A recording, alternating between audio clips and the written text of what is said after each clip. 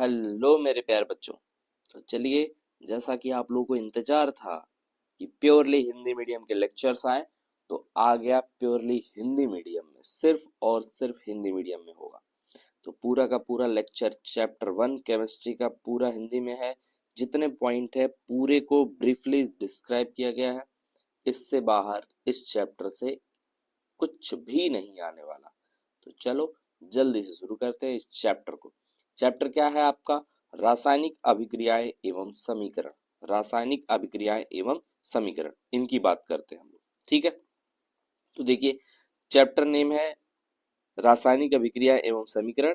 Class 10th का विज्ञान है और हम लोग केमिस्ट्री पढ़ रहे हैं। और ये मैं हूं, आप जानते हैं।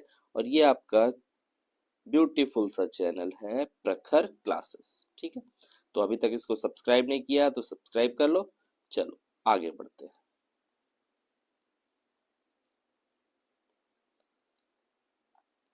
अगला पॉइंट है हमारे पास रासायनिक अभिक्रियाएं। रासायनिक अभिक्रियाएं क्या होती है? जब एक या अधिक पदार्थों में रासायनिक परिवर्तन होकर नए पदार्थों का निर्माण होता है तो उस प्रक्रिया को रासायनिक अभिक्रिया कहते हैं। जब एक या अधिक पदार्थ आपस में रासायनिक परिवर्तन होकर नया पदार्थ देते हैं, नए गुण वाला, तो उसे कहते हैं रासायनिक अभिक्रिया। जैसे अगर हम लोग बात करें यहाँ पे CaO और H2O की रिएक्शन कराए तो हमारा बनेगा CaOH का होल ट्वाइस और प्लस उष्मा बाहर निकलेगी।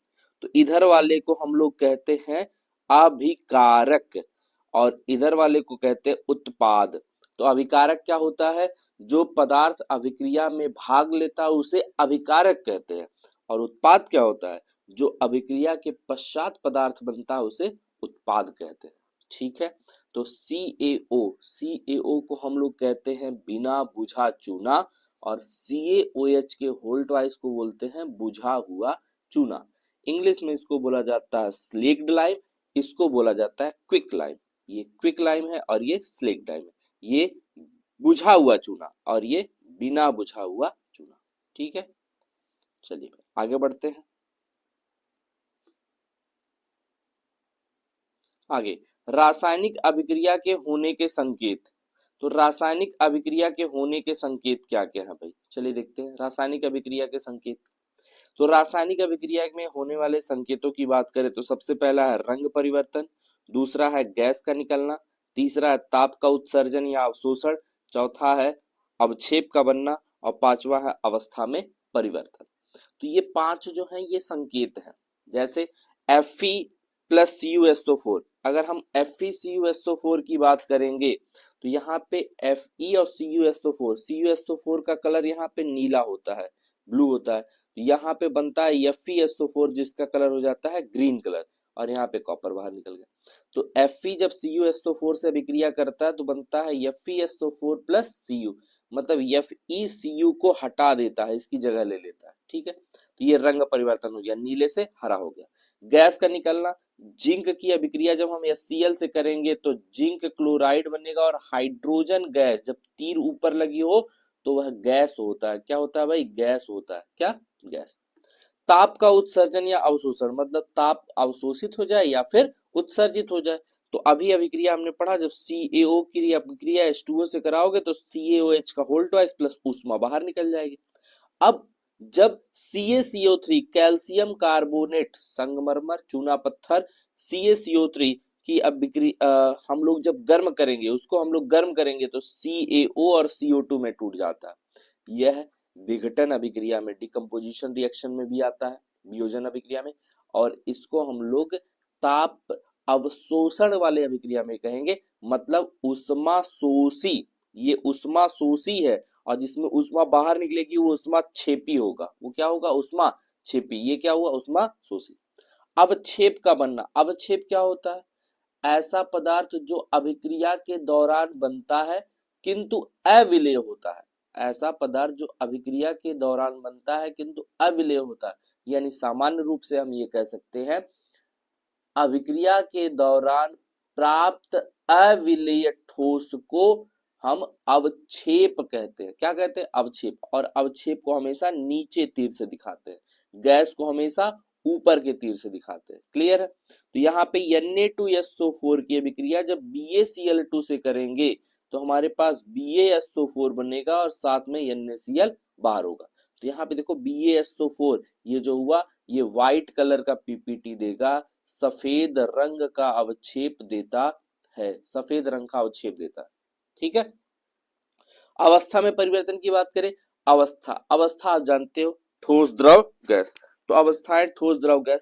तो अब ये कह रहा है कि H2 गैस है, O2 गैस है, यहाँ पे H2O बना लिया किस अवस्था में? द्रव अवस्था में। तो यहाँ पे दो गैसें मिलके एक द्रव अवस्था का निर्माण कर ली, यह क्या हो गया? अवस्था में परिवर्तन हो गया। क्या हो गया? अवस्था में परिवर्तन हो गया। क्या क्लियर है सभी को? चलो भाई आगे बढ़ते हैं, आगे चलिए आगे आते हैं। आगे हमारे पास है दैनिक जीवन में रासायनिक अभिक्रिया या रासायनिक अभिक्रिया के महत्व, तो दोनों पॉइंट को हम लोग कवर करेंगे। तो यहाँ पे हमारे पास है, देखिए पॉइंट क्या है, दैनिक जीवन में रासायनिक अभिक्रिया, रासायनिक अभिक्रिया का महत्व। तो दैनिक जीवन में रासायनिक अभिक्रिया जैसे लोहे पे जंग लगना, भोजन का पचना, ईंधन का जलना, दूध से दही का बनना, ये सब हमारे दैनिक जीवन में होने वाली रासायनिक अभिक्रियाएं हैं। वहीं पर रासायनिक अभिक्रिया के महत्व की अगर हम लोग बात करें तो रासायनिक अभिक्रिया का महत्व क्या होगा? नए पदार्थ का निर्माण। भाई नया पदार्थ अगर कोई निर्माण करना हो रासायनिक अभिक्रिया के बिना संभव है क्या? नहीं संभव है। ऊर्जा का उत्पादन, भाई जब तक रासायनिक अभिक्रिया होगी नहीं ऊर्जा का उत्पादन होगा नहीं। औद्योगिक उपयोग, औद्योगिक उपयोग में बहुत सारे औद्योगिक उपयोगों में भी रासायनिक अभिक्रियाओं का हम लोग सहारा लेते हैं। भैया आजकल जो आप लोग खा रहे हैं मैगी पास्ता नूडल्स ये सब क्या है? आखिर में फर्मेंटेट किया जाता है, फर्मेंटेट के बाद ही तो बनता है, मतलब रासायनिक क्रिया हो रही है तभी तो होगा। अब जलेबी खाते हो आप तो मैदे को जब फर्मेंटेट किया जाता है ईस्ट डाल के या बेकिंग सोडा डाल के या सामान्य रूप से उसको रात में भिगा देते हैं, घोल उसका बना देते हैं, सुबह तक वो बन जाता है, तैयार हो जाता है। तो रासायनिक अभिक्रिया ही है जीवन की जैविक क्रियाओं का आधार। जीवन की जितनी भी जैविक क्रिया है वो सब की सब रासायनिक अभिक्रियाओं पर आधारित है। जैसे मच्छर काटता है पैर में लेकिन दिमाग पे पहुंच जाता है कि पैर अब काट रहा है, कहीं और नहीं काट रहा है। ये क्या है? ये एक केमिकल रिएक्शन हमारे बॉडी के अंदर होता है, रासायनिक अभिक्रिया होती है जिससे हमें ये पता चलता है कि हाँ हमारे शरीर के अंदर ये क्रिया हो रही है। आई होप सभी को क्लियर होगा। क्लियर है? चलो भाई आगे बढ़ते हैं। आगे ये क्या कह रहा है भाई, नेक्स्ट स्लाइड पे आते हैं। कह रहा है रासायनिक समीकरण। रासायनिक समीकरण क्या होता है? तो रासायनिक समीकरण की बात करें तो रासायनिक अभिक्रिया को रासायनिक सूत्रों व प्रतीकों के माध्यम से संक्षेप में व्यक्त करने को रासायनिक समीकरण कहते हैं। ये क्या कह रहा है? रासायनिक समीकरण क्या होता है कि रासायनिक अभिक्रिया को रासायनिक सूत्रों व प्रतीकों के माध्यम से संक्षेप में व्यक्त करने को रासायनिक समीकरण कहते हैं। उदाहरण में जैसे हमारे पास लिखा है मैग्नीशियम प्लस ऑक्सीजन बना रहा है मैग्नीशियम ऑक्साइड, तो Mg मैग्नीशियम का संकेत हो गया Mg, ऑक्सीजन का हो गया O2 और मैग्नीशियम ऑक्साइड का क्या हो गया? MgO। तो Mg प्लस O2 बनाएगा क्या? MgO, magnesium oxide. लेकिन ये अभिक्रिया संतुलित नहीं है, तो यहाँ पे हम लोग इसको संतुलित करने के लिए यहाँ पे O2 है तो हम यहाँ पे 2 से गुणा करेंगे और जब यहाँ 2 से गुणा करेंगे तो यहाँ भी 2 से गुणा हो जाएगा। ठीक है, ये हो जाएगा 2Mg प्लस O2 बराबर 2MgO, अभिक्रिया हो गई संतुलित। अवस्थाओं के प्रतीक, अगर ठोस लिखा है तो यस लिखा होगा, अगर द्रव है तो यल लिखा होगा, गैस है तो जी लिखा होगा और अगर जलीय विलयन है तो AQ लिखा होगा। AQ का मतलब होता है एक्वस। क्या होता है? एक्वस। एक्वस, एक्वस का मतलब जलीय विलयन। अगर ऊपर तीर है तो गैस, नीचे तीर है तो अवक्षेप। ऊपर तीर है तो गैस, नीचे है तो अवक्षेप। ठीक है, चलिए आगे बढ़ते हैं।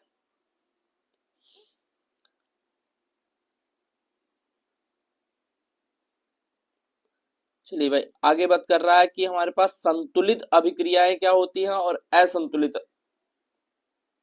क्या होती है। तो संतुलित रासायनिक समीकरण, चलिए इनकी बात करते हैं संतुलित रासायनिक समीकरण की। तो जिस अभिक्रिया में अभिक्रियक और उत्पादों में परमाणुओं की संख्या समान ना हो असंतुलित समीकरण कहते हैं।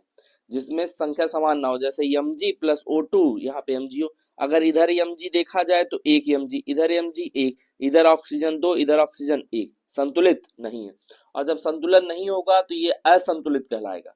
संतुलित में देखो इधर 2 mg, 2 ऑक्सीजन, 2 mg और 2 ऑक्सीजन, सबके सब क्या हो गए, बराबर हो गए। और जब बराबर होंगे तो उसको कहा जाएगा संतुलित समीकरण। क्या कहा जाएगा, संतुलित समीकरण। क्लियर है सभी को? चलो भाई आगे, किसी के जो डाउट हो वो आप कमेंट में करके पूछ लेंगे, ठीक है।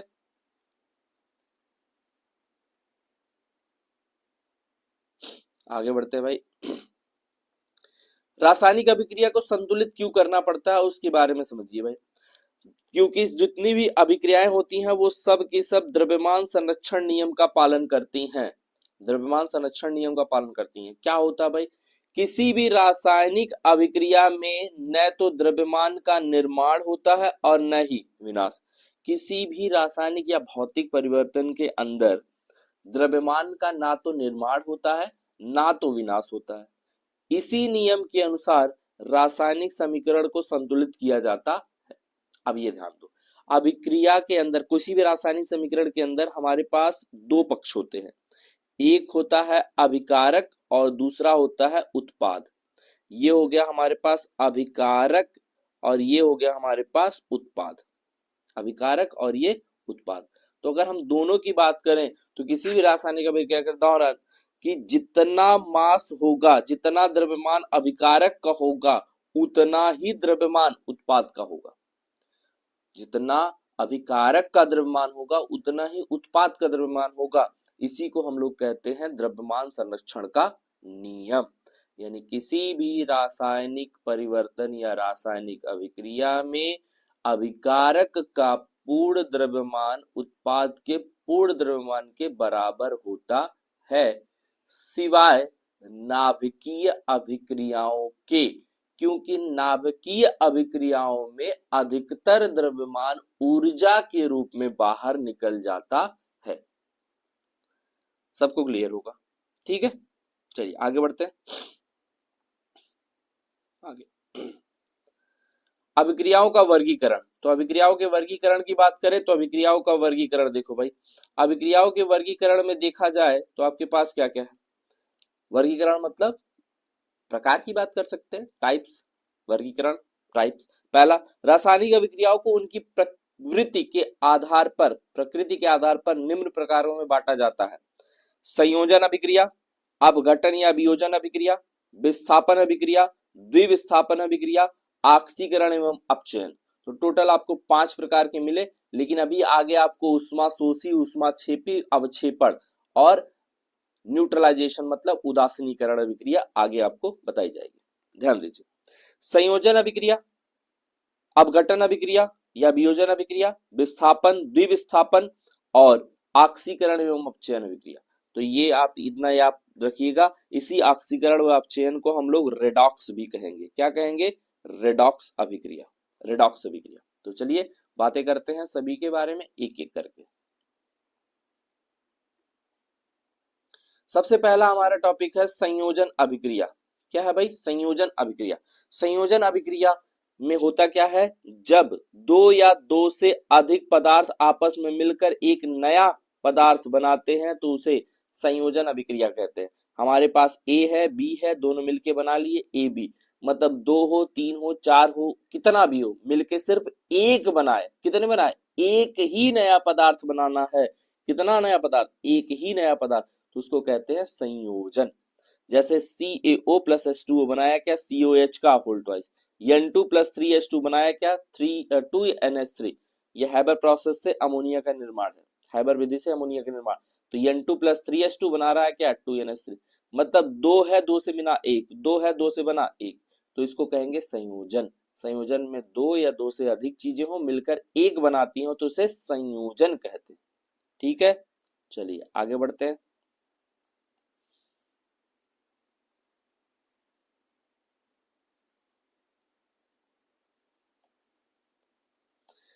अगला पॉइंट है हमारे पास है वियोजन अभिक्रिया। कौन सी अभिक्रिया, वियोजन अभिक्रिया। तो वियोजन अभिक्रिया की अगर हम लोग बात करें तो वियोजन अभिक्रिया क्या है भाई, चलिए वियोजन अभिक्रिया की बात करते हैं। वियोजन अभिक्रिया जब कोई एक यौगिक ऊष्मा, प्रकाश, विद्युत की सहायता से दो या दो से अधिक सरल पदार्थों में टूट जाता है तो उसे वियोजन अभिक्रिया कहते हैं। जब कोई एक यौगिक ऊष्मा, प्रकाश या विद्युत की सहायता से दो या दो से अधिक सरल पदार्थों में टूट जाता है तो उसे वियोजन अभिक्रिया कहते हैं। इसमें होता क्या है, ए बी से टूटा, ए प्लस बी बना। मतलब हम ये कह सकते हैं वियोजन जो होता है वो संयोजन का ठीक उल्टा होता है। संयोजन में दो या दो से अधिक चीजें मिलकर एक बना रही थी, जबकि वियोजन में क्या है, एक ही चीज टूट रहा है दो या दो से अधिक में। अब इसमें तीन प्रकार से वियोजन हो सकता है। किस प्रकार से होगा? पहला ऊष्मीय वियोजन, ऊष्मीय वियोजन, दूसरा प्रकाशीय वियोजन, तीसरा विद्युत वियोजन। ठीक है, तीन वियोजन होगा। ऊष्मीय वियोजन की बात करें, जब वियोजन उष्मा देने से होता है, जब वियोजन उष्मा देने से होता है तो उसे ऊष्मीय वियोजन कहते हैं। जब वियोजन उष्मा दे के हो जाए तो उसे ऊष्मीय वियोजन कहते हैं। जैसे कैल्शियम कार्बोनेट को हीट करोगे तो CaO और CO2 में टूट जाएगा, CaO और CO2 में टूट जाएगा। प्रकाशिक वियोजन क्या होगा? जब वियोजन प्रकाश की उपस्थिति में होता है, जब वियोजन प्रकाश की उपस्थिति में होता है, ये इंपॉर्टेंट है भाई, जब वियोजन प्रकाश की उपस्थिति में होता है तो उसे प्रकाशिक वियोजन कहते हैं। जैसे AgCl को अगर हम लोग गर्म कर दें, मतलब प्रकाश की उपस्थिति में HNu लगा के गर्म करें तो होगा क्या, हमारे पास 2Ag प्लस Cl2 बनेगा।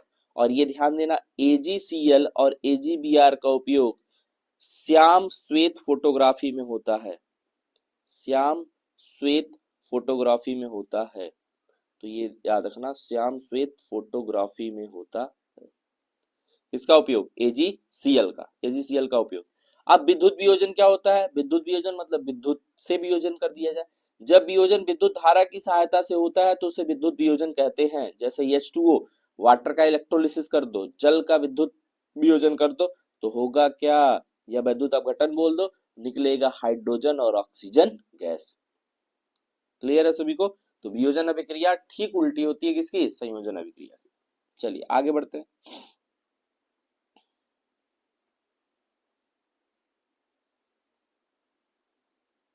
चलिए अगला पॉइंट है आपके पास विस्थापन अभिक्रिया।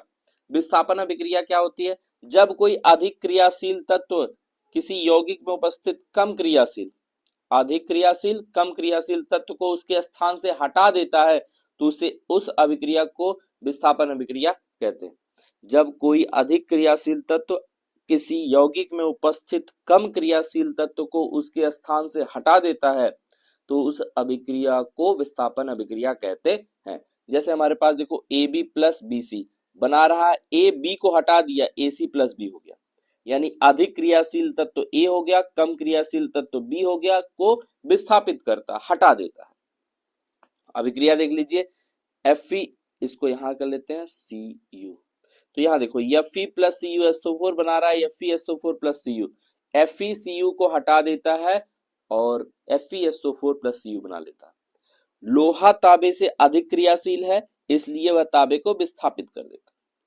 क्रियाशीलता श्रेणी कई बार पूछा हुआ है, इंपॉर्टेंट है, ये ध्यान दीजिएगा, इंपॉर्टेंट। क्रियाशीलता श्रेणी क्या है भैया? क्रियाशीलता श्रेणी पूरा देखिए, पूरा ध्यान से। धातुओं की उनकी रासायनिक क्रियाशीलता के अनुसार अधिक क्रियाशील से कम क्रियाशील क्रम में सजाने को क्रियाशीलता श्रेणी कहते हैं।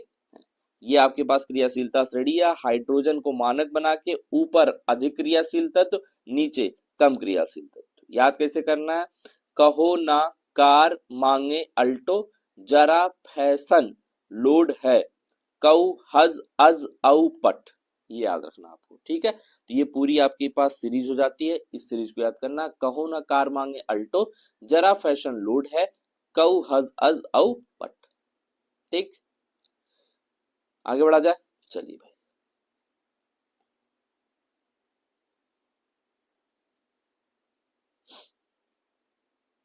द्विविस्थापन अभिक्रिया क्या होती है भाई? द्विविस्थापन, द्विविस्थापन अभिक्रिया की बात करें तो द्विविस्थापन अभिक्रिया होती है जब दो यौगिक आपस में आयनों का आदान प्रदान करके दो नए यौगिक बनाते हैं तो उस अभिक्रिया को द्विविस्थापन अभिक्रिया कहते हैं। अब ध्यान दो, AB प्लस CD बना रहा AD प्लस CB, मतलब A C की जगह गया, C A की जगह आया तो हो गया AD प्लस CB। मतलब उन्होंने अपने आयनों को परिवर्तित कर लिया, आयन का आदान प्रदान कर लिया। आदान प्रदान मतलब दिया लिया, ठीक। दोनों यौगिकों में आयन आपस में स्थान बदलते हैं, आयन आपस में स्थान बदलते हैं। Na2SO4 BaCl2, अब Na जाएगा Ba की जगह, Ba आएगा Na की जगह, बनाएगा BaSO4 प्लस NaCl। अब देखो तीर नीचे की तरफ लगा हुआ है, तीर नीचे की तरफ मतलब हो गया क्या, अवक्षेप बना है। क्या बना है, अवक्षेप। अवक्षेप, मैंने बताया जब तीर नीचे की तरफ होगा तो क्या बनाएगा, अवक्षेप बनाएगा, precipitate, PPT. HCl plus NaOH बना रहा है NaCl plus H2O, HCl plus NaOH, HCl plus NaOH मतलब हाइड्रोक्लोरिक एसिड, और NaOH सोडियम हाइड्रोक्साइड। ये हो गया आपके पास अम्ल, और ये हो गया आपके पास क्षार, और जब अम्ल क्षार मिलते हैं तो बनता है लवण प्लस जल। क्या बनता है, लवण प्लस जल। तो अम्ल प्लस क्षार बनाते हैं लवण प्लस जल। इस अभिक्रिया को कहते हैं उदासीनीकरण अभिक्रिया। कौन सी अभिक्रिया, उदासीनीकरण अभिक्रिया। ठीक है बच्चों, चलो आगे बढ़ते हैं, आगे बढ़ते हैं। देखिए आगे है आपके पास रेडॉक्स अभिक्रिया। रेडॉक्स अभिक्रिया क्या होती है भाई, चलिए इनके बारे में समझते हैं। रेडॉक्स अभिक्रिया, रेडॉक्स का मतलब होता है ऐसी अभिक्रिया जिसमें ऑक्सीकरण भी हो और अपचयन भी हो, दोनों एक साथ हो। ऑक्सीकरण और अपचयन दोनों एक साथ होते हैं, उसे रेडॉक्स अभिक्रिया कहते हैं। कौन सी अभिक्रिया, रेडॉक्स अभिक्रिया। ऑक्सीकरण क्या होता है, ऑक्सीकरण वह प्रक्रिया है जिसमें इलेक्ट्रॉन का त्याग होता है, ऑक्सीजन की प्राप्ति होती है, हाइड्रोजन का त्याग होता है, ऑक्सीकरण संख्या बढ़ती है, उसे ऑक्सीकरण कहते हैं। अपचयन की बात कर ले तो अपचयन, अपचयन वह प्रक्रिया है जिसमें इलेक्ट्रॉन की प्राप्ति होती है, ऑक्सीजन का त्याग होता है, हाइड्रोजन की प्राप्ति होती है, ऑक्सीकरण संख्या घटती है, उसे अपचयन कहा जाता है। उदाहरण में जिंक से बन रहा है Zn2 प्लस 2 इलेक्ट्रॉन। देखो इलेक्ट्रॉन का त्याग हुआ, यहाँ जिंक इलेक्ट्रॉन खो रहा है इसलिए ऑक्सीकरण है। यहाँ पे Cu2 प्लस 2 इलेक्ट्रॉन से बन रहा है Cu, मतलब यहाँ तांबा इलेक्ट्रॉन प्राप्त कर रहा है इसलिए यह अपचयन होगा। तो ऑक्सीकरण व अपचयन को एक बार वापस से, क्या होता है मेरे साथ बोलेंगे। ऑक्सीकरण इलेक्ट्रॉन का त्याग, ऑक्सीजन की प्राप्ति, हाइड्रोजन का त्याग, ऑक्सीकरण संख्या बढ़ेगी।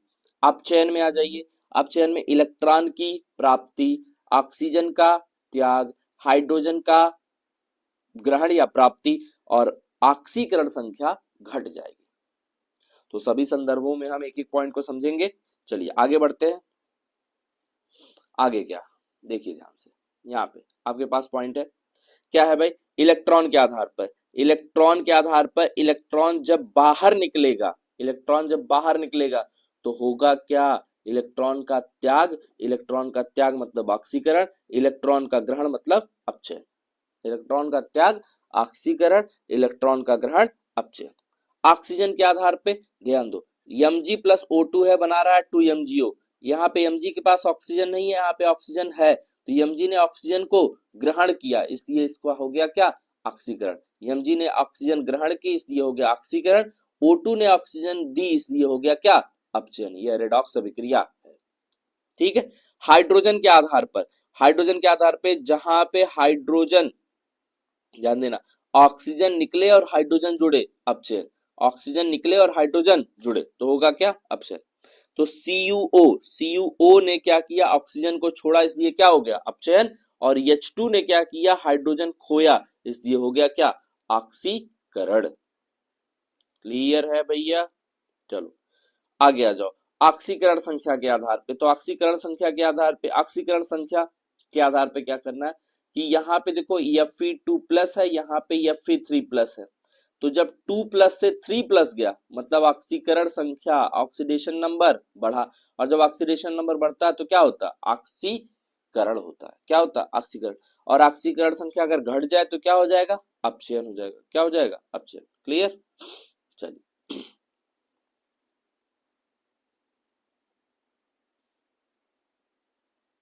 दैनिक जीवन में रेडॉक्स अभिक्रियाएं, इनकी बात कर लेते हैं। दैनिक जीवन में रेडॉक्स अभिक्रिया, लोहे पर जंग लगना, श्वसन क्रिया, ईंधन का जलना, पाचन, भोजन का पाचन। ऑक्सीकारक और अपचायक, दो पॉइंट है, इंपॉर्टेंट है, ध्यान दीजिए। ऑक्सीकारक क्या होता है, वह पदार्थ जो स्वयं अपचयित होकर दूसरे को ऑक्सीकरण कराए, दूसरे का ऑक्सीकरण, स्वयं अपचयित हो जाए लेकिन दूसरे को ऑक्सीकृत कर दे तो वह होता है ऑक्सीकारक। अपचायक क्या होता है? स्वयं ऑक्सीकरण होकर स्वयं का ऑक्सीकरण हो जाए और दूसरे को अपचयन करा दे। अब ध्यान दो, Zn plus Cu2 plus Zn2 plus Cu बन रहा है। यहाँ पे देखो Zn से Zn2 प्लस ऑक्सीकरण संख्या बढ़ी, Cu2 प्लस से Cu ऑक्सीकरण संख्या घटी। तो अब ऑक्सीकरण संख्या बढ़ी तो हुआ क्या? ऑक्सीकरण। और ऑक्सीकरण संख्या घटी तो हुआ क्या? अपचयन।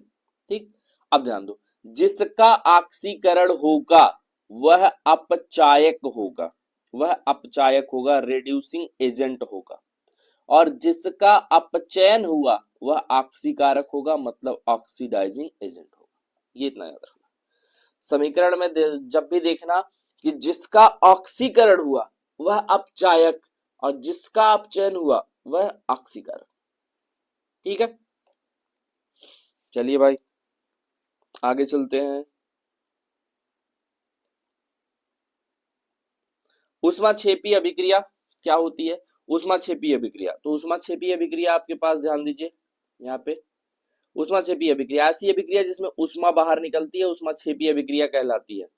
ऐसी अभिक्रिया में ऊर्जा का उत्सर्जन होता है। अभिक्रिया विशेषताएं क्या है? अभिक्रिया के दौरान ऊष्मा बाहर निकलती है, उत्पाद की ऊर्जा अभिकारकों से कम होती है, तो उत्पाद की ऊर्जा अभिकारकों से कम होगी। तापमान बढ़ जाता है, जब भाई ऊर्जा बाहर निकलेगी तापमान बढ़ेगा ही। कोयले का जलना C+O2 CO2 प्लस हीट। श्वसन ग्लूकोज का जब टूट जाता है तो क्या होगा? C6H12O6 प्लस 6O2 बना रहा 6CO2 plus 6H2O plus energy. भोजन हम करते हैं, भोजन खाते हैं तभी तो हमको ऊर्जा मिलती है, तो ऊर्जा मिल रही है मतलब क्या हुआ? एक्सोथर्मिक रिएक्शन हो रहा है, ऊष्माक्षेपी अभिक्रिया, तभी तो ऊर्जा मिलती है भाई। और ये अभिक्रिया इंपॉर्टेंट है, याद रख लेना।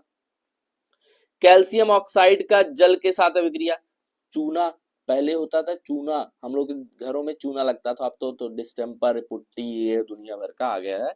तो CaO और H2O, जब हम लोग कैल्शियम ऑक्साइड चूने को पानी में डालते तो चूना पानी जो होता था खौलने लगता था, तो कैल्शियम हाइड्रोक्साइड बन गया प्लस हीट बाहर निकल गई। दैनिक जीवन में उदाहरण ईंधन का जलना, श्वसन, बिजली का उत्पादन, ये सब क्या है? ऊष्माक्षेपी अभिक्रियाएं हैं। ठीक है वरना आगे बढ़ते हैं। ऊष्माशोषी अभिक्रियाएं, तो ऊष्माशोषी अभिक्रियाओं की बात करें, क्या होगा ऊष्माशोषी अभिक्रियाएं? तो ऊष्माशोषी अभिक्रियाएं जिन रासायनिक अभिक्रियाओं में ऊष्मा का अवशोषण होता है उसे ऊष्माशोषी या एंडोथर्मिक रिएक्शन कहते हैं। ऐसी अभिक्रियाओं में ऊर्जा ली जाती है, ग्रहण की जाती है। विशेषताएं क्या है? अभिक्रिया के दौरान ऊष्मा ली जाती है, उत्पादों की ऊर्जा अभिकारकों से अधिक होती है, तापमान घट सकता है। अब कैल्शियम कार्बोनेट का अपघटन, CaCO3 को हम लोग जब गर्म करेंगे तो CaOCO2 बनेगा। प्रकाश संश्लेषण 6CO2 प्लस 6H2O, सनलाइट मतलब हीट देते हैं, सनलाइट को हम लोग HNU भी लिखते हैं, बनाएगा C6H12O6 ग्लूकोज और प्लस O2, C6H12O6 इसका नाम होता है ग्लूकोज, ग्लूकोज। ठीक, अमोनियम क्लोराइड का पानी में घुलना, जब अमोनियम क्लोराइड पानी में घुलेगा तो उसको हमको हीट देना पड़ेगा तब घुलेगा, तो NH4Cl प्लस हीट बनाएगा NH4 plus plus Cl minus, ammonium ion plus chloride ion. ठीक है, अब जैसे मान लो हमारे पास क्या हो जाए, NaCl को ही पानी में घोल दो, तो NaCl को पानी में घोलोगे तो वो भी ऊष्माशोषी ही होता है, ऊष्माक्षेपी नहीं होगा। चलिए भैया आगे बढ़ते हैं। प्रेसिपिटेशन रिएक्शन, अवक्षेपण अभिक्रिया, अवक्षेपण अभिक्रिया क्या होती है भैया? ऐसी अभिक्रिया जिसमें अघुलनशील ठोस पदार्थ बन जाए उसी को अवक्षेपण अभिक्रिया कहते हैं। ध्यान तो जरा सा, छोटा हो गया है काफी। जिन रासायनिक, मैं पढ़ रहा हूं ध्यान से सुनिए बस, जिन रासायनिक अभिक्रियाओं में दो जलीय विलयनों को मिलाने पर कोई अघुलनशील ठोस पदार्थ बनता है उसे अवक्षेपण अभिक्रिया कहते हैं। बना हुआ ठोस पदार्थ प्रेसिपिटेट अवक्षेप कहलाता है। समान रूप, एक एक्वस सोल्यूशन दूसरा एक्वस सोल्यूशन, एक प्रेसिपिटेट बनेगा दूसरा सोल्यूशन बनेगा। ध्यान दें, जैसे सोडियम नाइट्रेट और सोडियम क्लोराइड, सोडियम नाइट्रेट और सोडियम क्लोराइड करेंगे तो AgCl प्लस NaNO3, AgCl यहाँ पे प्रेसिपिटेट होगा, अवक्षेप होगा।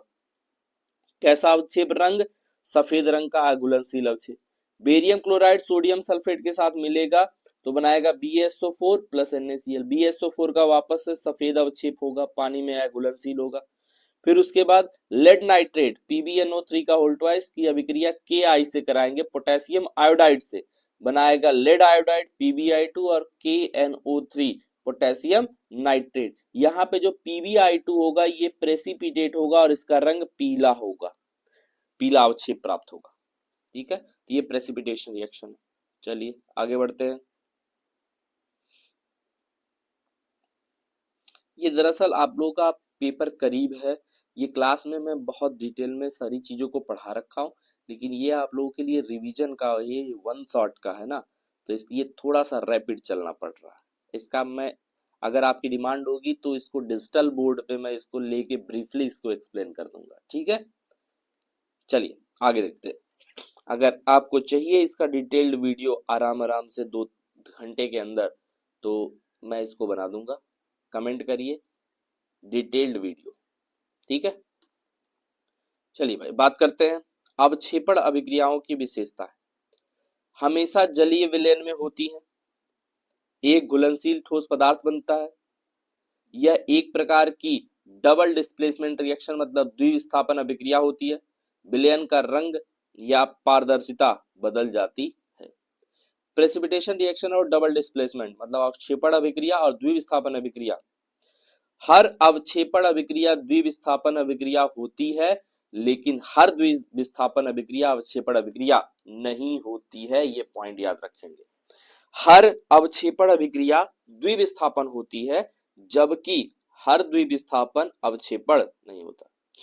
दैनिक जीवन और प्रयोगशाला में उपयोग, पानी की अशुद्धियां पहचानने में, रासायनिक परीक्षणों में, अपशिष्ट जल शोधन में, दवाइयों और रंगों के निर्माण, इनका उपयोग होता है। चलिए आगे बढ़ते हैं।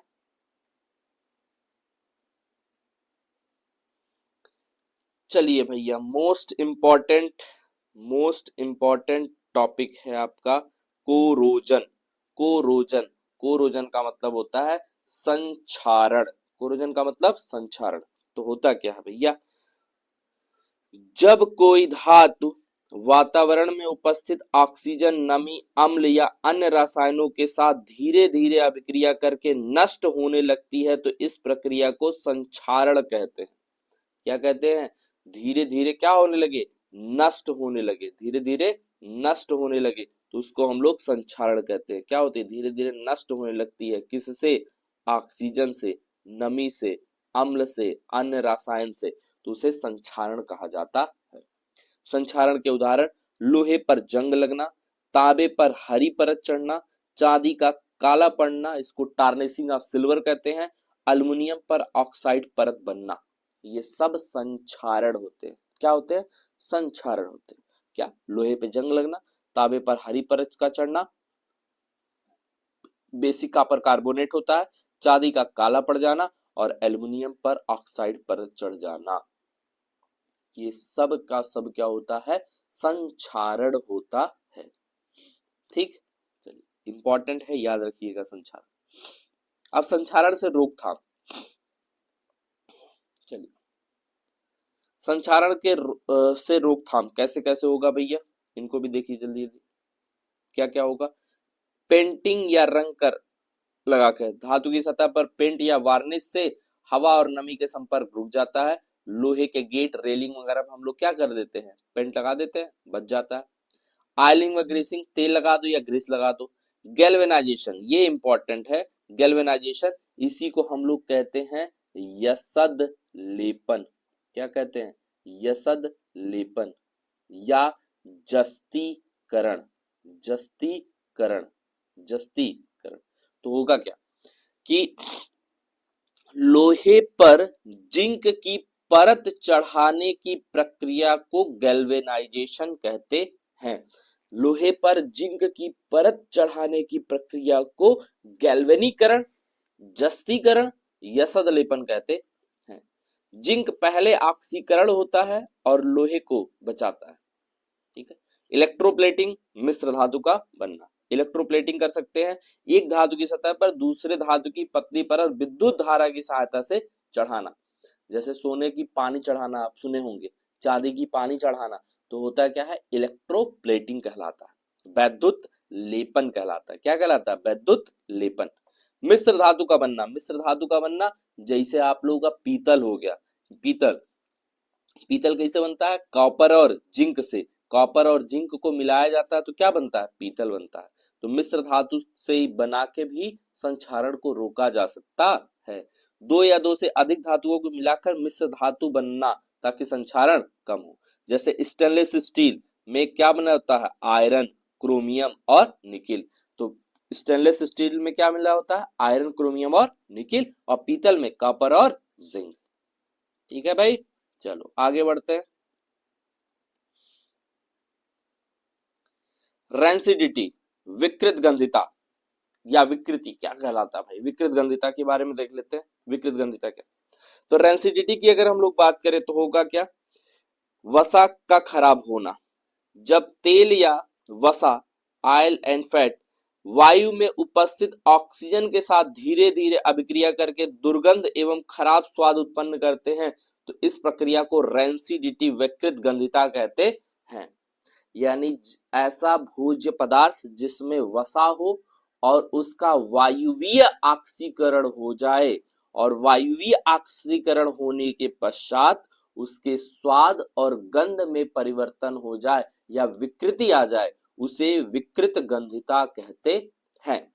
इसके कारण भोजन खाने योग्य नहीं रह जाता। भाई आप देखे होंगे कभी कभी जब हम ट्रेवल वगैरह करते हैं तो खाना रखे रखे क्या होता है? स्मेल करने लगता है, बदबू करने लगता है, चिपचिपा हो जाता है वो। ठीक है, तो वो होता क्या है? रेंसिडिटी के कारण होता है, विकृत गंधिता होती है, क्योंकि उस भोजन के अंदर क्या था? तेल था, और तेल का क्या हो गया? वायुवीय ऑक्सीकरण हो गया, और जब वायुवीय ऑक्सीकरण हो गया तो उसका गंध बदल गया, और खाओगे तो उसका टेस्ट भी बदल जाएगा, खट्टा खट्टा लगेगा।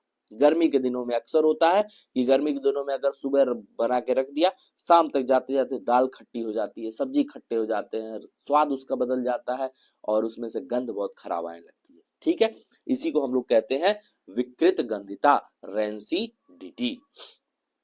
आई होप क्लियर होगा। रासायनिक कारण क्या होगा? तेल या और वसा में उपस्थित असंतृप्त वसीय अम्ल ऑक्सीजन के साथ अभिक्रिया करके ऑक्सीकरण का शिकार हो जाते हैं। यह एक प्रकार की ऑक्सीडेशन रिएक्शन है, यह एक प्रकार का ऑक्सीकरण अभिक्रिया है। उदाहरण, खुला रखा हुआ घी या तेल से बदबू आना। अगर तेल को या घी को ऐसे खुला रख दोगे तो उसमें से बदबू आने लगेगा।